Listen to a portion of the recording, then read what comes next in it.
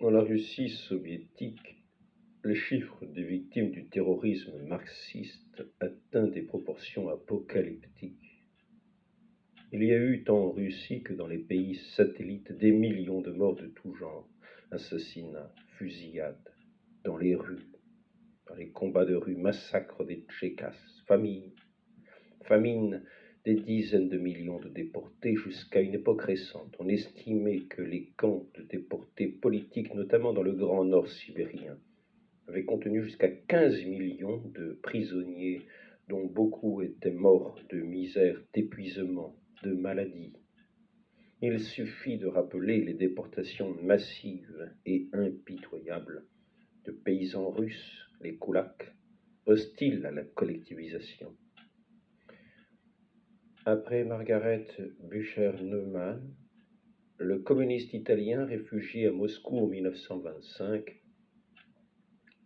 Navarino Scarioli, qui connut les camps de concentration russes de 1937 à 1954, nous a fait dans le magazine romain Vita du 23 novembre 1961 une peinture qui dépasse en horreur tout ce qui a pu être écrit par les rescapés des camps allemands et même par ceux qui ont le plus affabulé.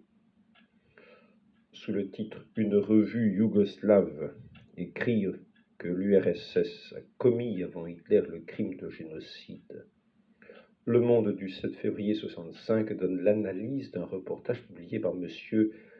Mihalchlov, universitaire de Zadar Dalmatie, dans la revue littéraire Dello, sur le voyage qu'il a fait l'été précédent en Union soviétique, et voici un extrait. Ce texte fera beaucoup de bruit.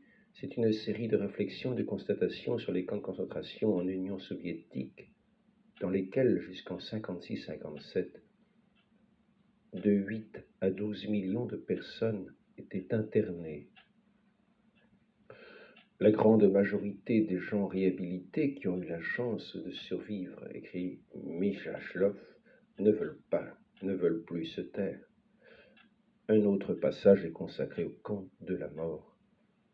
Il est symptomatique, écrit Mihalchlov, que la presse soviétique parle de moins en moins des camps nazis et qu'elle évite de faire des comparaisons entre ces camps et les camps soviétiques. Le premier camp de la mort n'a pas été organisé par les Allemands, mais par les Soviétiques. En 1921, a commencé à fonctionner près d'Arkhangelsk. Le premier camp de la mort, Holmogor, il a fonctionné avec succès pendant des années. Rappelons la terreur des premières années, après la Révolution et l'exécution sans jugement en Crimée de 1900 à 1920, 1921, de 120 000 prisonniers. M. Mihalchlov affirme que l'on se souvient encore d'une certaine Vera Gebzjakov, connue sous le nom pseudonyme de Dora. Elle travaillait à Odessa et de sa propre main aurait torturé et tué 700 prisonniers. Hitler n'a pas été le premier à commettre le crime de génocide, écrit l'auteur. À la veille de la Seconde Guerre mondiale, les petits peuples des régions frontalières, puis de la Turquie et de l'Iran, ont été déportés en Sibérie septentrionale, où, non habitués au froid, ils mouraient comme des mouches. Rappelons quelques chiffres de la dernière guerre. 1 500 000 Polonais ukrainiens furent déportés par l'Union soviétique en 1940-41. Interrogé à Nuremberg le 21 mars 1946 par le général Redenko, procureur russe, le Feldmarschall Göring avait répondu que 1 500 000 Polonais ukrainiens furent déportés des territoires occupés par l'Union soviétique et emmenés en Orient et à Extrême-Orient. Et on ne lui avait permis ni de citer ces références, ni d'aller plus loin. Le premier gouvernement polonais de Londres avait cependant publié un document selon lequel les déportations des Polonais se situaient entre 1 million et 1 600 000 personnes, dont 400 000 périrent durant leur voyage, parmi lesquels 77 834 enfants sur 144 000. Après ces renseignements fournis par la Croix-Rouge américaine, les Russes élargirent le procédé aux Baltes.